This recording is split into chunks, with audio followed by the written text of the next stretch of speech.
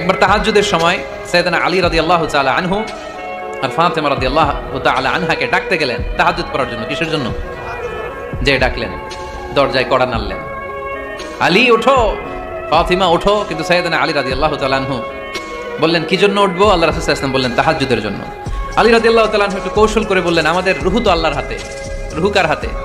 আল্লাহ যখন রুহু ফিরাই দিবে তখন ঠিকই উঠবো, পড়বো তাহাজ্জুদের নামাজ, পড়বো রুহুটা ফিরে আসুক, পড়বো।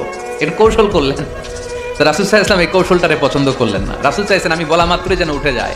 রাসূল সাল্লাল্লাহু আলাইহি ওয়াসাল্লাম তখনও রেগে গেলেন। বুখারীর বর্ণনা, তিনি ফিরে আসতেছিলেন আর রাগে নিজের রানের মধ্যে চাপড়াচ্ছিলেন এরকম, ওয়াকার আল ইনসানু আকসারা শাইইন জাদালা। আরে মানুষ কত ঝগড়া করতে জানে, আরে মানুষ কত তর্ক করতে জানে, মানুষ যে কত ঝগড়া করে, মানুষ যে কত তর্ক করে, নিজের উপর নিজে ঝাল মিটাচ্ছিলেন রানের মধ্যে চাপড়াতে চাপড়াতে। সুবহানাল্লাহ পড়েন।